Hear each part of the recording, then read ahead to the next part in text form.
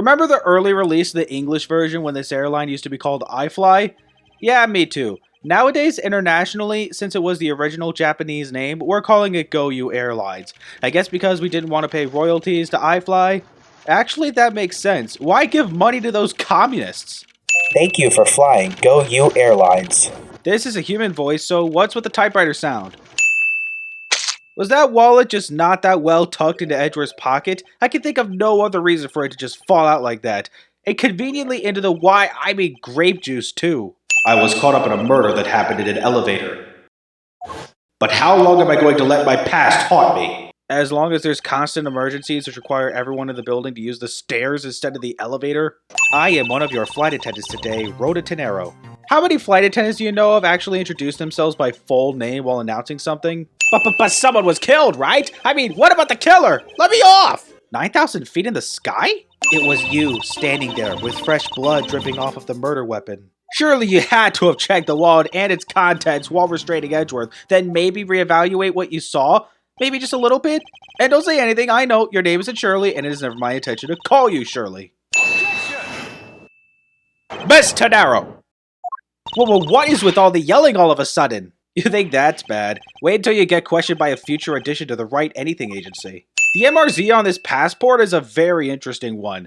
I don't know if it's because it's a foreign passport, not like what I have in the US, but the way I see it is that the first line has the document type, which is P for passport, the issuing country code, and the holder's name in a standardized format. Then the second line should have the passport number and nationality, except no nationality can be seen on that second line. And by the looks of it, it doesn't have date of birth, sex, or expiration date. If all those digits are the check digits for error detection, those had to be the longest ones I've ever seen in my life. And I haven't seen many passports. If someone wants to take me through how passports work outside the US, I'm open to it. You're probably wondering, am I really sending this foreign passport for a country that doesn't exist? You bet I am. But also, this foreign passport is written in English despite not being from an English-speaking country.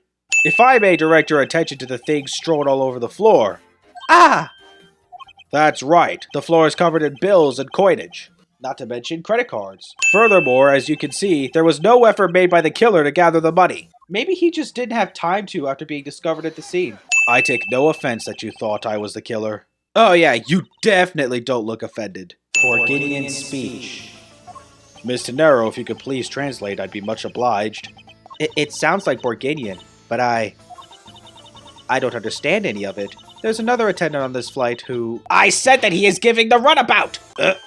I don't require an interpreter. I speak English just well, see?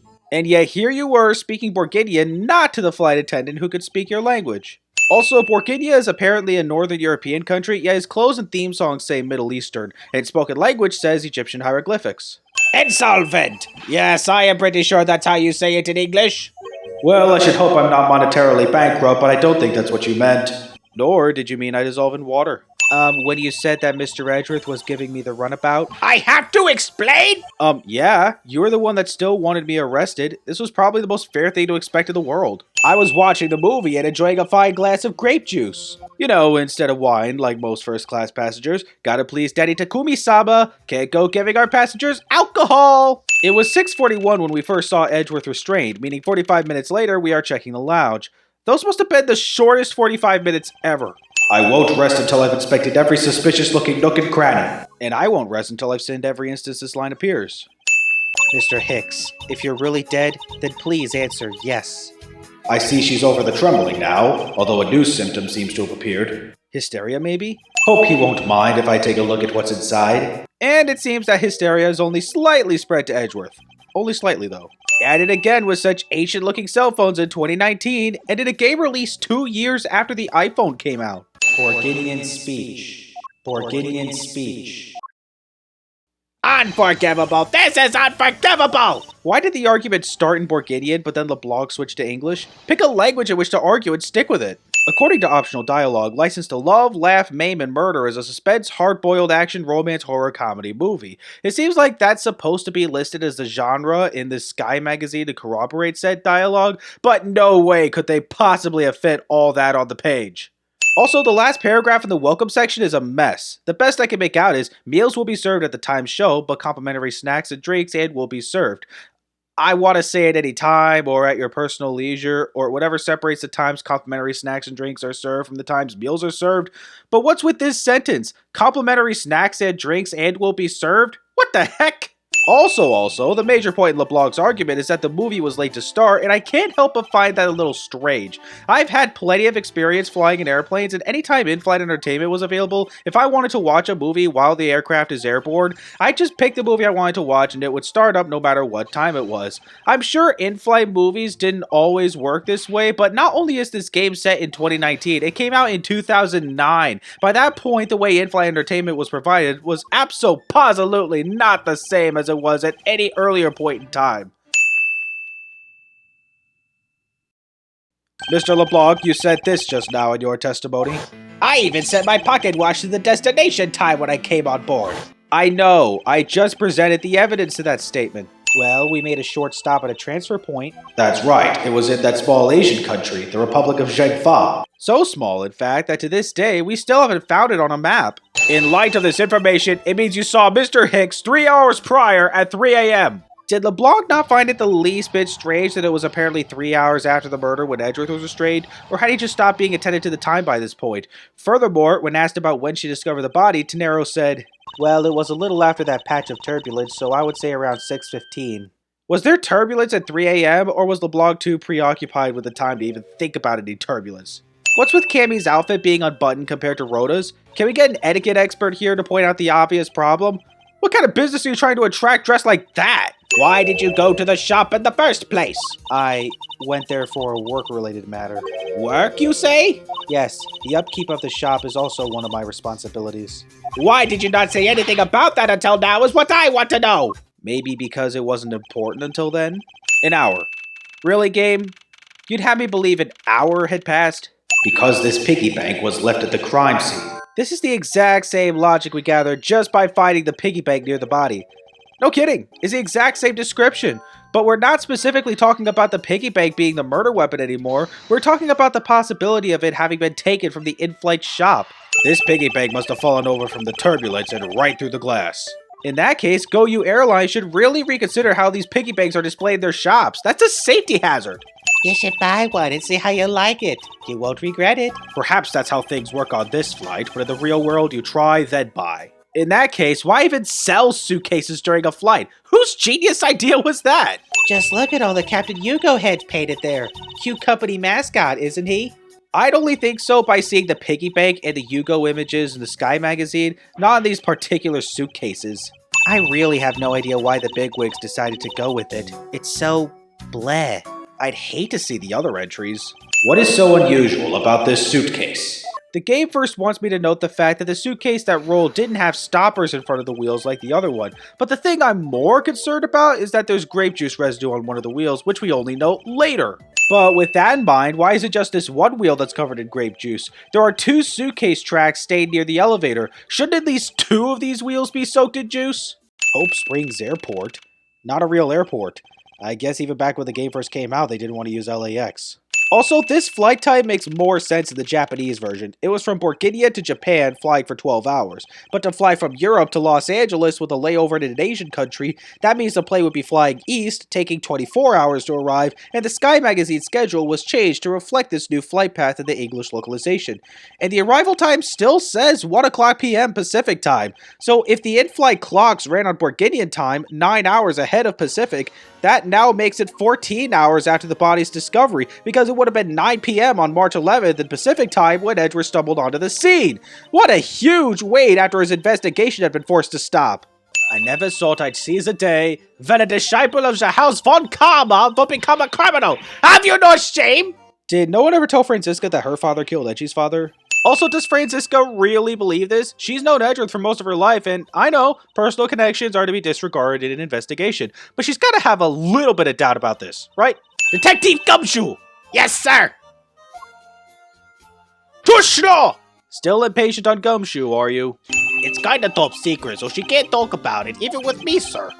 Knowing her, the only type of talking she likes to do with her whip. Plus, I doubt the top secret part was what stopped her from talking to you, detective. I'm pretty sure it was. Not sure what else regarding the KG8 incident could have prompted her to stay quiet about the whole thing. So it was 1 o'clock on the dot when we began the chapter, and in 37 minutes we come back on the plane.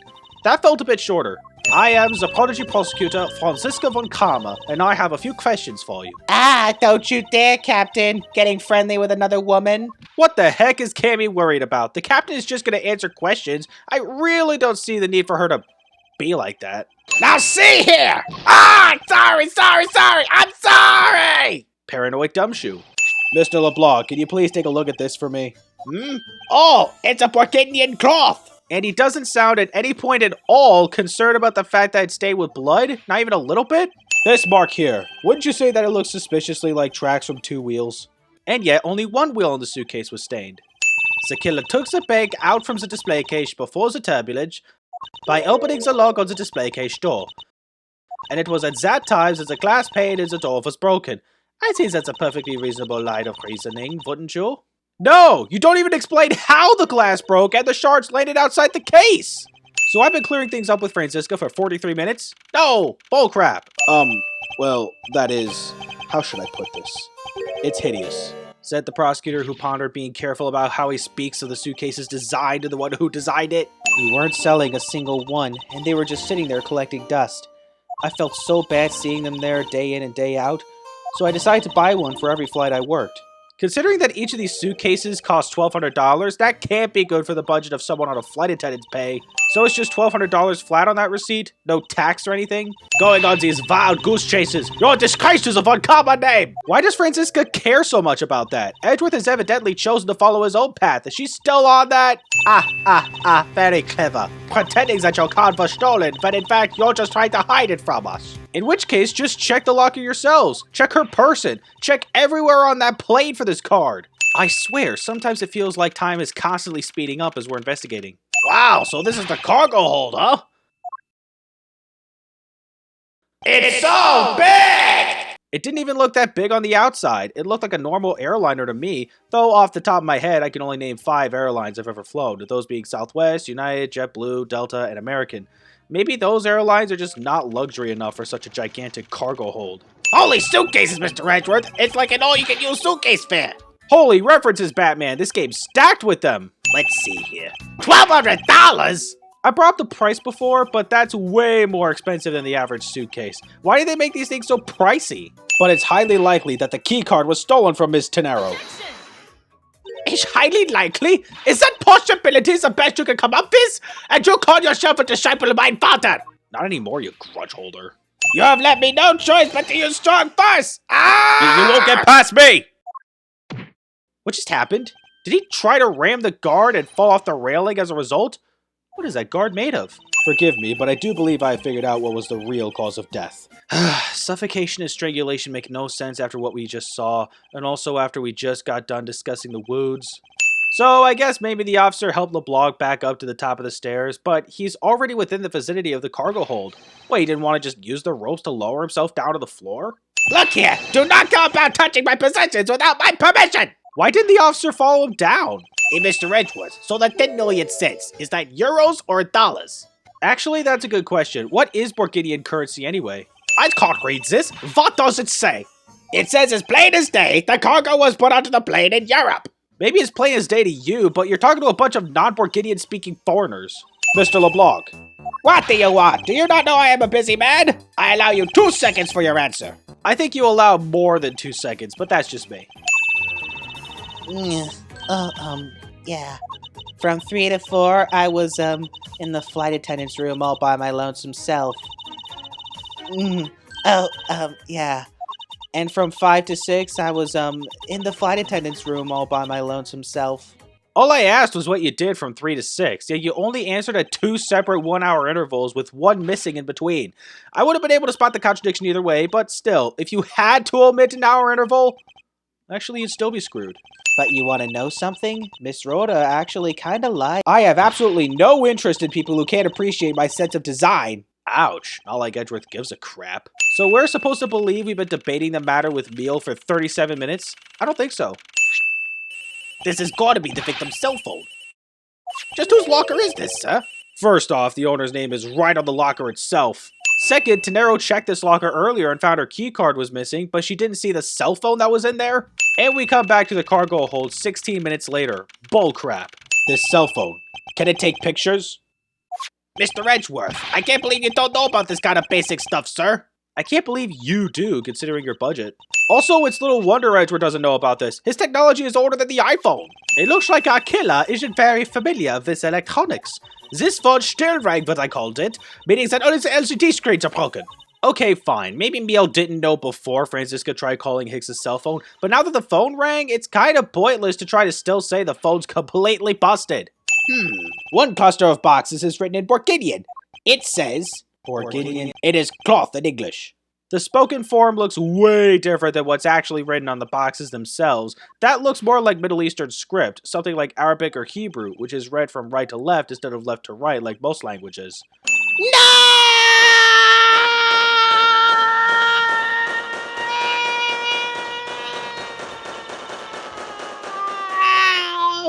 No. Also, take a look at this frame. Is there plushie holding his hat up? I can't believe we wound up investigating the whole day, sir, but boy was it fun! Speak for yourself. My day was filled with earthquakes, elevators, and false charges. Technically, it was turbulence, not an earthquake, but sure. Plus, there's another agent on this case with me. Oh, another agent? He's a star among Interpol agents and has the highest successful arrest rate. Who knows? You may even run into him one day. Maybe even tomorrow.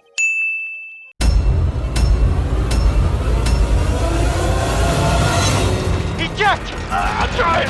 Eject! Eject! Eject!